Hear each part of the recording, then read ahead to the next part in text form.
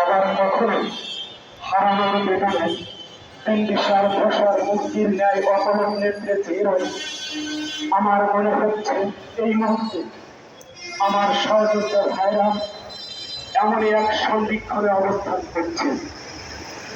সংগ্রামী সহযোদ্ধা ভাইরা, আজকে আমরা যে অধিকার বঞ্চিত, আজকে অধিকার বঞ্চিত অবস্থানে দাঁড়িয়ে যখন অধিকার আদায়ের কথা বলেছিলাম, তখন দেখেছিলাম আমাদের পরে এসেছিল সাউন্ড গ্রেনেড।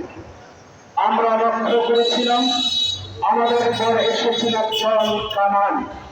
আমাদেরকে পুলিশ ভাইরা আমাদের বিচারদের লাঠি পেটা করেছেন, আমাদের পরে জল কামান মেরেছেন। আজকে আমাদের লাঠি উঁচু করে আমাদের সামনে দাঁড়িয়েছিলেন।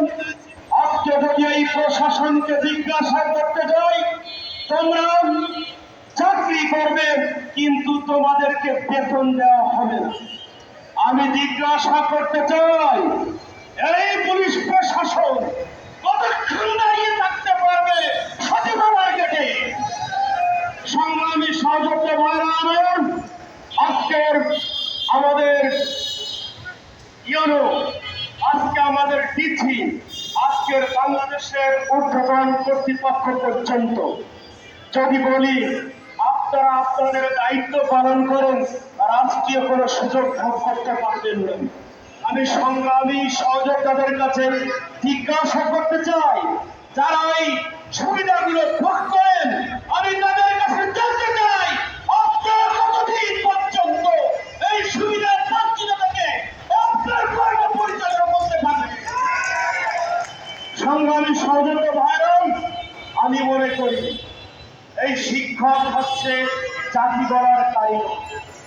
এই চাকরি করার মহান দায়িত্বকে কাঁধে নিয়ে 1 বছর নয়, 2 বছর নয়, 3 বছর, 25 বছর, 30 বছর, যুগের পর যুগ, বছরের পর বছর সময় কাটিয়ে দিয়ে শুধুমাত্র চাকরি করার কাজে নিয়োজিত হচ্ছে। আর সেই শিক্ষকরা বঞ্চিত, লাঞ্ছিত, অপমানিত, পদদলিত, আজকে তারা রাত করে অধিকার আদায়ের জন্য তাদেরকে বাধা দিতে হচ্ছে। সংগ্রামী ভাইরা, করবেন আমাদের বড় ভাই রাজিকুজ্জামান যখন একটি গুরুত্বপূর্ণ কথা বলেছেন।